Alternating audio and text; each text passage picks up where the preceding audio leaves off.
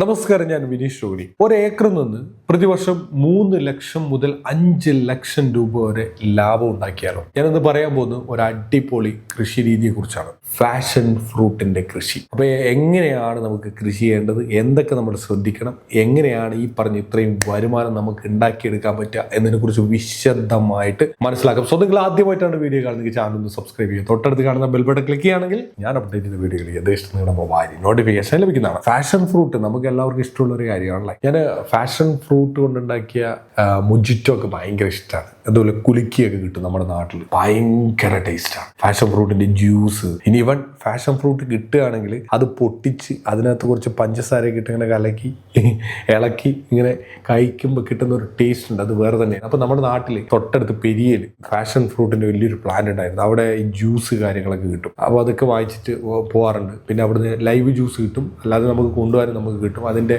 Varieties of products ഒരുപാട് കിട്ടാറുണ്ട്. അപ്പോൾ വൻ ഡിമാൻഡുള്ളതാണ്. ഇപ്പൊ നാട്ടിൽ അങ്ങനെ സജീവമൊന്നുമല്ല ഫാഷൻ ഫ്രൂട്ട്, എവിടെയും ഇല്ല. അവിടെ മാത്രമേ ഞാൻ കണ്ടിട്ടുള്ളൂ, വേറെ എവിടെയും കാണാനില്ല. അതുകൊണ്ട് തന്നെ ഈ അധികം കാണാനില്ലെങ്കിൽ അതിനകത്തൊരു ഡിമാൻഡ് എപ്പോഴും ഉണ്ട് എന്ന് നമുക്ക് അനുമാനിക്കാം. ആരാണെങ്കിൽ ഫാഷൻ ഫ്രൂട്ടിൽ ഇപ്പം പൊതുവെ മുന്തിരി ആണെങ്കിൽ, ആപ്പിൾ ആണെങ്കിൽ, ഓറഞ്ച് ആണ്, മാംഗോ ആണ്, നെല്ലിക്ക ആണെങ്കിൽ നമ്മുടെ നാട്ടിൽ ചെറിയ പെട്ടി ഓട്ടോറിക്ഷയിലൊക്കെ കൊണ്ടുവന്നിട്ട് വിൽക്കുന്നത് കാണാൻ പറ്റും. എന്നാൽ നിങ്ങൾക്ക് കാണാൻ പറ്റാത്തൊരു കാഴ്ചയാണ് ഇതുപോലെ പെട്ടി ഓട്ടോയിൽ എവിടെയും നിങ്ങൾക്ക് ഫാഷൻ ഫ്രൂട്ട് കൊണ്ട് വിൽക്കുന്നത് നിങ്ങൾക്ക് കാണാൻ സാധിക്കില്ല. മാത്രവുമല്ല, ഇതിലൂടെ വരുമാനം നമുക്ക് ഉണ്ടാക്കാൻ പറ്റും 5 ലക്ഷം രൂപയുടെ വരുമാനം. എങ്ങനെയെന്നല്ല, നമുക്ക് ഓരോന്നായിട്ട് മനസ്സിലാക്കാം. എന്തുകൊണ്ട് ഫാഷൻ ഫ്രൂട്ട് പുതിയൊരു എക്സോട്ടിക് ക്രോപ്പാണ്. എല്ലാവരും അങ്ങനെ കോമൺ ആയിട്ട് ചെയ്യുന്നില്ല, പക്ഷെ നമുക്ക് നല്ല രീതിയിൽ റവന്യൂ ഉണ്ടാക്കാൻ പറ്റും. ഒരു 4 വർഷം വരെ നമുക്ക് റവന്യൂ ഉണ്ടാക്കാൻ പറ്റും. 4+ വർഷം. നമുക്ക് ഒരു ഇത്ര വർഷം എന്ന് നമുക്ക് പറയാൻ പറ്റില്ല, കാരണം നമ്മൾ ഈ കൃഷി ചെയ്തിട്ടില്ല, അതുകൊണ്ടാണ്. പക്ഷേ കണക്കുകൾ പ്രകാരം ഒരു 4+ ഇയേഴ്സ് നമുക്ക് നിലനിർത്താൻ പറ്റും, റവന്യൂ നിലനിർത്താൻ പറ്റും. അത് കഴിയുമ്പോൾ നമുക്ക് അതിന്റെ സൈഡായിട്ട് അടുത്ത് നമുക്ക് ചെയ്തുകൊണ്ട് പോകാം. അപ്പോൾ ഫസ്റ്റ് ഇയറിൽ തന്നെ നമുക്ക് റവന്യൂ നമുക്ക് കിട്ടും. റീപ്ലാന്റിങ്ങിന്റെ ആവശ്യകതയില്ല. ഒരു 4+ ഇയേഴ്സ് നമുക്ക് കിട്ടും. പിന്നെ ഉയർന്ന വരുമാനമാണ്. 100 രൂപ എങ്ങാനുണ്ട് ഒരു കിലോയ്ക്ക് തന്നെ.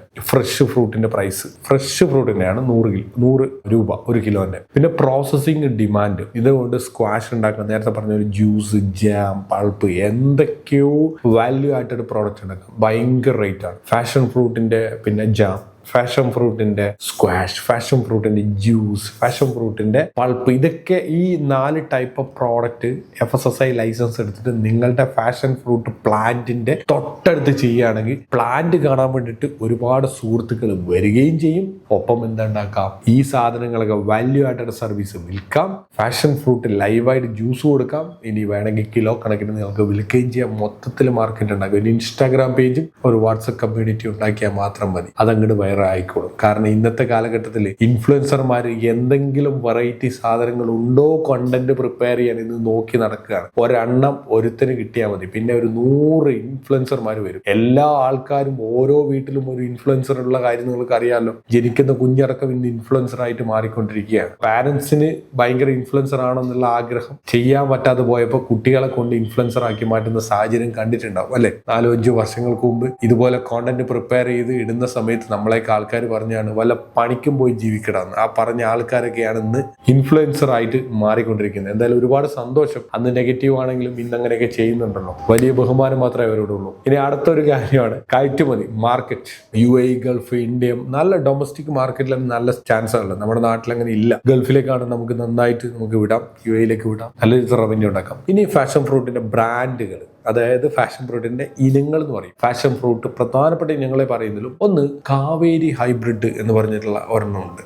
കാവേരി ഹൈബ്രിഡ് അതാണ് ബെസ്റ്റ് ആണ് ഈൽഡിന് വേണ്ടിയിട്ട്. അതുപോലെ തന്നെ യെല്ലോ വെറൈറ്റി എന്ന് പറഞ്ഞിട്ട് ഒരെണ്ണമുണ്ട്. പിന്നെ വരുന്നത് പർപ്പിൾ വെറൈറ്റി എന്ന് പറഞ്ഞിട്ട് ഒരെണ്ണം. പിന്നെ വരുന്നത് ഹൈബ്രിഡ് മിക്സ് എന്ന് പറഞ്ഞിട്ട്. അങ്ങനെ ഒരു 4 ടൈപ്പ് ഓഫ് വെറൈറ്റി ഉണ്ട്. അപ്പോൾ ഇത് പല സാഹചര്യങ്ങളിൽ പല രീതിയിൽ വർക്കൗട്ട് ചെയ്യുന്ന ഇനങ്ങളാണ്. അപ്പോൾ അത് നിങ്ങൾ നോക്കിയിട്ട് ആദ്യത്തെ ഘട്ടത്തിൽ ഒരു 4 എണ്ണം ഒരുമിച്ച് ചെയ്യുക. പിന്നെ അതിന്റെ ചിലത് രോഗപ്രതിരോധ ശേഷി, അതായത് ഈ പറഞ്ഞ ഏത് ടൈപ്പ് കൃഷി രീതിയാണെങ്കിലും അതിനെ എല്ലാം നശിപ്പിക്കുന്ന ഒരുപാട് കീടങ്ങളുണ്ട്.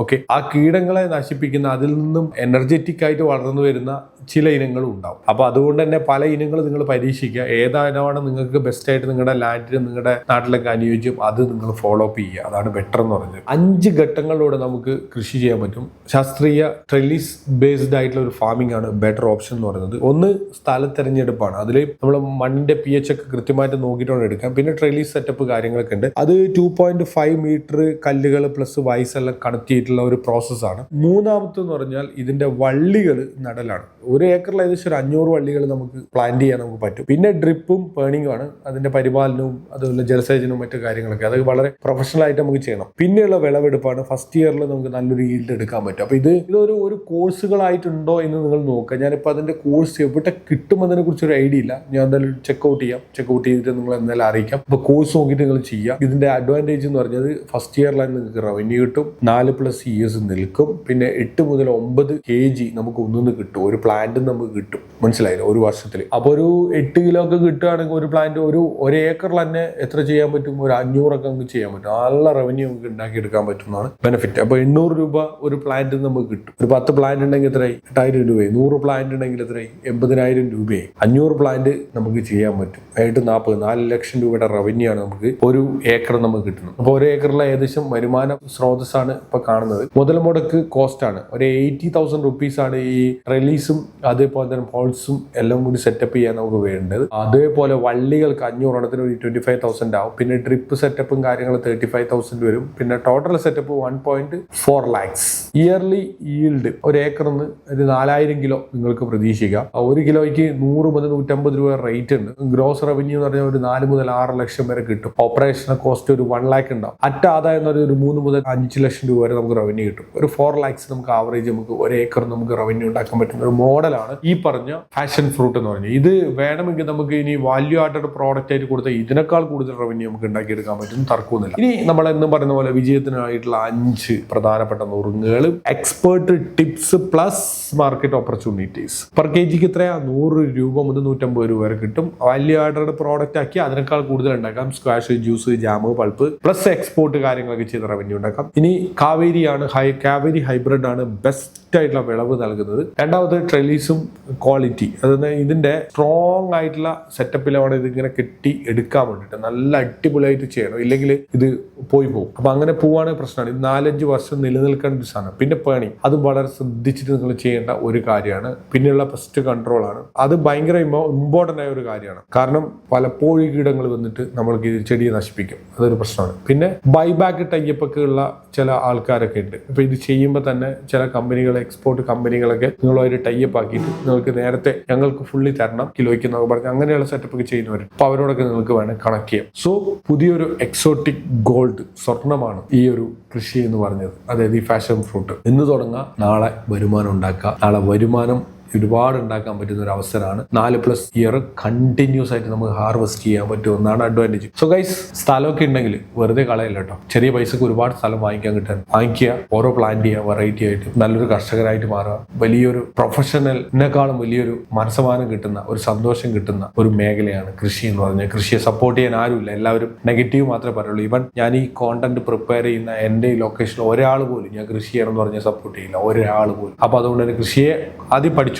1-2 വർഷം ഇങ്ങനെ പഠിച്ചുകൊണ്ടേയിരിക്കുക, മനസ്സിലാക്കിക്കൊണ്ടിരിക്കുക. പിന്നെ പതിയെ അതിലേക്ക് ജമ്പ് ചെയ്യുക. പതിയെ കാലങ്ങൾ എടുത്ത് ഒരു 4-5 വർഷം എടുത്തിട്ട് ഫുള്ളി ഒരു യങ് കർഷകനായിട്ട് മാറുക.